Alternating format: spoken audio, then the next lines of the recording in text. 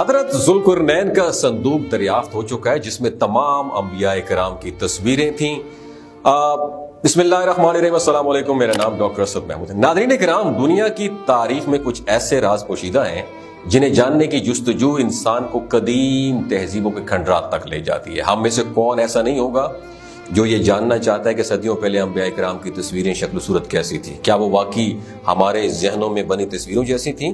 آج کی اس کہانی اس جستجو کے بارے میں ہے جو ایک ایسے محل تک لے جاتی ہے جہاں تاریخ کے گمشدہ اوراق میں دفن ایک ایسا راز چھپا ہوا ہے جو آپ جاننا چاہتے ہیں۔ ناظرین، یہ جو میں آپ کے ساتھ واقعہ بیان کرنے جا رہا ہوں یہ سن 1066 عیسوی کا واقعہ ہے، جب دنیا کے مختلف حصوں میں عظیم جنگیں ہو رہی تھیں اور وائکنگز کے بادشاہ انگلینڈ پر حملے کی تیاریوں میں مصروف تھے۔ لیکن اسی دوران انگلینڈ سے ہزاروں میل دور ایران کا ایک شہر مشہد، اس کے قریب امام ابو باکر احمد بن الحسین البیکی اپنی عظیم و شان تصنیف جو ہے دلائل النبوہ لکھنے میں مصروف تھے۔ یہ کتاب ایک ایسی شاہکار تصنیف تھی جس میں نبی کریم صلی اللہ علیہ وآلہ وسلم کی نبوت کے دلائل بیان کیے گئے تھے۔ امام البکی نے اس کتاب میں ایک ایسا واقعہ بیان کیا ہے جو آج کے اسی راز کے ساتھ جڑا ہے۔ ناظرین، امام البکی لکھتے ہیں کہ زبیر ابن موتم مکہ کے ایک معزز خاندان سے تعلق رکھتے تھے۔ وہ ایک کامیاب بزنس مین تھے اور مختلف ممالک کا سفر کرتے اور اپنی تجارت کو بڑھاتے رہتے تھے۔ زبیر نے ابھی تک اسلام قبول نہیں کیا تھا، لیکن نبی پاک صلی اللہ علیہ وآلہ وسلم کے بارے میں جانتے تھے اور ان کے کیریکٹر اور ان کی باتوں سے بہت زیادہ انسپائرڈ تھے۔ وہ ایک نرم دل انسان تھے جن کے دل میں حق کی تلاش تھی، وہ ہمیشہ سچائی کی تلاش میں رہتے تھے۔ ان کی یہ جستجو انہیں ایک حیرت انگیز واقعے کی طرف لے گئی۔ ایک دن زبیر ابن موتم تجارت کے سلسلے میں کہاں پہنچتے ہیں؟ بصرہ پہنچتے ہیں۔ بصرہ دمشق کے قریب واقع ایک قدیم شہر تھا اور رومی سلطنت کا ایک اہم مرکز ہوا کرتا تھا۔ اس شہر کی خاص بات یہ تھی کہ یہاں کی گرجا گھروں کی دیواریں، ان دیواروں پر قدیم تصویروں اور شبیوں کا نقش تھا جنہیں عیسائی مذہب کے ماننے والے بہت احترام کے ساتھ مانتے تھے۔ زبیر ابن موتم نے بصرہ میں عیسائیوں کے گروپ سے ملاقات کی۔ انہوں نے زبیر سے پوچھا کیا وہ عرب سے آئے ہیں؟ کیا وہ اس نبی کو جانتے ہیں جس نے عرب میں نبوت کا اعلان کیا ہے؟ زبیر نے جواب دیا، ہاں، اس نبی کو جانتے ہیں، انہیں دیکھا بھی ہے۔ عیسائیوں نے زبیر ابن موتم کو اپنے بڑے گرجا گھر میں لے گیا جن دیواروں پر مختلف تصویریں بنی ہوئی تھیں۔ گرجا گھر میں داخل ہوتے ہوئی زبیر ابن موتم کی جو نظریں ہیں وہ دیوار پر لگی تصویروں پر پڑی۔ یہ تصویریں اتنی عام نہیں تھیں بلکہ ان میں قدیم انبیاء کرام کی شبیہ تھی جو کہ عیسائی مذہب کے ماننے والوں کے لیے بہت اہمیت رکھتی تھی۔ عیسائیوں نے زبیر کو بتایا کہ یہ تصویریں انبیاء کی ہیں۔ زبیر نے ایک تصویر دیکھی جو باقی تصویروں سے بالکل مختلف تھی۔ یہ تصویر نبی کریم صلی اللہ علیہ وآلہ وسلم کی تھی جس میں ان کے ساتھ حضرت ابو بکر صدیق رضی اللہ تعالی عنہ بھی ساتھ کھڑے ہوئے تھے۔ زبیر جب یہ تصویر دیکھ رہے تھے تو ان کے دل میں ایک عجیب سا احساس پیدا ہوا اور وہ خاموش ہو گئے اور گہرے غور و فکر میں ڈوب گئے۔ یہ تصویر دیکھ کر ان کے دل میں نبی کریم صلی اللہ علیہ وآلہ وسلم کے لیے محبت اور عقیدت کا جذبہ اور بھی گہرا ہو گیا۔ دوستو، زبیر ابن موتم اس واقعے کے بعد کہاں لوٹ گئے؟ واپس مکہ لوٹ گئے، لیکن یہ واقعہ ان کے دل میں گہری چھاپ چھوڑ چکا تھا۔ وہ بار بار اس کو تصویر کو دیکھتے اور سوچتے کہ کیسے یہ تصویریں عیسائیوں کے گرجا گھر میں موجود ہو سکتی ہیں۔ زبیر نے نبی پاک صلی اللہ علیہ وآلہ وسلم کے بارے میں مزید جاننے کا فیصلہ کیا اور کچھ عرصے بعد انہوں نے اسلام قبول کر لیا۔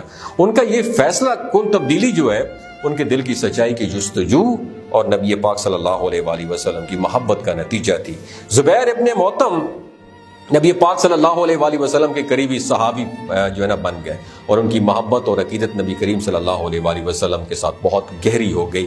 چند سال بعد حضرت ابو بکر صدیق رضی اللہ تعالی عنہ کے دور خلافت میں دو صحابی ہشام ابن عاص اور ایک اور صحابی کو ایک سفارتی مشن پر رومی بادشاہ تھے ہرقل، ان کے دربار میں بھیجا گیا۔ یہ وہی بصرہ کا علاقہ تھا جہاں زبیر ابن موتم نے نبی پاک صلی اللہ علیہ وآلہ وسلم کی تصویریں دیکھی تھی۔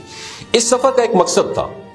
اس سفر کا مقصد رومی بادشاہ ہرقل کے ساتھ سفارتی تعلقات کو سٹرونگ کرنا تھا۔ ہرقل کا دربار بصرہ کے قریب واقع ایک عظیم الشان محل میں تھا۔ جب یہ صحابہ وہاں پہنچے تو انہوں نے ہرکل نے بڑے عزت و احترام سے انہیں ویلکم کہا. ہرکل نے ان صحابہ کرام کو ایک نادر خزانہ دکھانے کو پیشکش کی. صحابہ کو اس بات کا علم نہیں تھا کہ وہ کیا دیکھنے جا رہے ہیں، لیکن جب ہرکل نے انہیں خزانے کا دروازہ دکھایا تو وہ ہکا بکا حیران و پریشان رہ گئے. ناظرین، ہرکل نے صحابہ کو ایک بہت بڑا صندوق دکھایا جس میں مختلف چیمبرز بنے ہوئے تھے، جس پر مختلف انبیاء کرام کی تصویریں بنی ہوئی تھیں. ہرکل نے سب سے پہلا چیمبر کھولا جس پر حضرت آدم علیہ السلام کی تصویریں بنی ہوئی تھیں. اس نے بتایا کہ یہ اللہ تعالیٰ کے پہلے نبی تھے اور ان پر یہ تصویریں نازل ہوئی تھیں.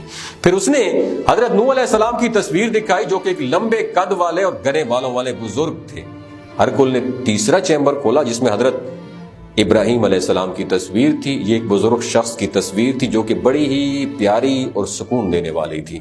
پھر ایک اور چیمبر کھولا گیا جس میں حضرت موسیٰ علیہ السلام کی تصویر تھی جس کے چہرے پر غصے کے تاثرات تھے. چوتھا چیمبر کھولا گیا، اس میں سفید ریشم پر بنی ہوئی ایک ایسی تصویر تھی جس پر صحابہ نے اس تصویر کو جیسے ہی دیکھا تو وہ حیرت زدہ ہو گئے. یہ تصویر نبی اکرم حضرت محمد مصطفیٰ صلی اللہ علیہ وآلہ وسلم کی تھی. صحابہ کے دل میں خوشی اور حیرانی دونوں کا ملا جلا احساس تھا. انہوں نے دیکھا کہ نبی کریم صلی اللہ علیہ وآلہ وسلم کی تصویر بالکل ویسے ہی دکھائی دے رہی تھی جیسے وہ حقیقت میں تھے.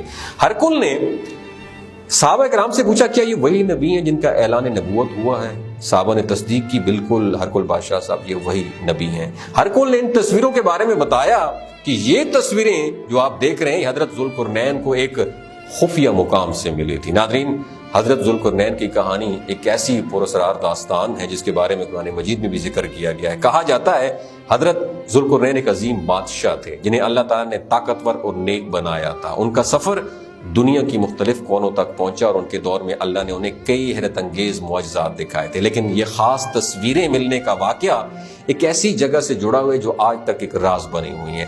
حضرت ذوالقرنین کا یہ سفر دنیا کے ایک دور دراز علاقے تک پہنچا جہاں سورج ایک کالے کیچڑ میں غروب ہوا کرتا تھا. یہ دیوار دنیا کے کنارے پر واقع تھی اور جہاں کے لوگوں کے بارے میں کہا جاتا ہے کہ وہ ایک وحشی قوم تھی. حضرت ذوالقرنین نے اللہ کے حکم سے اس قوم پر غلبہ پایا اور انہیں سیدھے راستے پر لانے کی کوشش کی. اس سفر کے دوران حضرت ذوالقرنین کو ایک پراسرار مقام پر ایک قدیم تابوت ملا. اس تابوت میں وہی تصویریں موجود تھی جس کا ذکر ہرکل بادشاہ نے بھی کیا تھا. ناظرین، حضرت ذوالقرنین کو یہ تابوت ایک خفیہ غار سے ملا جسے اللہ تعالیٰ کی طرف سے محفوظ کیا گیا تھا اور اس تابوت میں حضرت آدم علیہ السلام سے لے کر حضرت محمد مصطفیٰ صلی اللہ علیہ وآلہ وسلم تک کے تمام انبیاء کی تصویریں تھیں.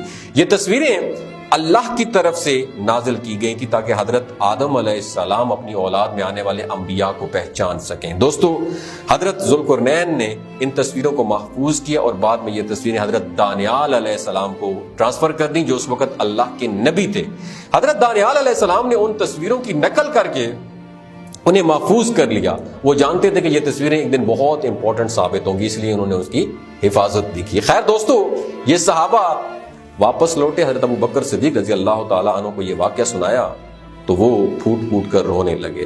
ہرکل کے ان الفاظ پر کہ اگر مجھے اپنے ملک کے بھاگ جانے کا خوف نہ ہوتا تو میں خود کو ایک غلام کی طرح تمہارے ہاتھوں میں فروخت کر دیتا. حضرت ابوبکر صدیق رضی اللہ تعالیٰ عنہ نے فرمایا کہ اگر اللہ کے لیے، ہرکل کے لیے بھلائی چاہتا اللہ تو واقعہ ایسے ہی وہ کر گزرتا، لیکن یہ پاسبل نہیں ہو سکا. ناظرین، یہ تصویریں بہت قدیم تھیں اور ان کی حقیقت پر یقین کرنا آسان نہیں تھا، لیکن جب صحابہ کرام نے خود نبی پاک صلی اللہ علیہ وآلہ وسلم کی تصویریں دیکھی تو ان کے دل میں یقین پیدا ہو گیا کہ یہ تصویریں واقعی ہی اصلی ہیں.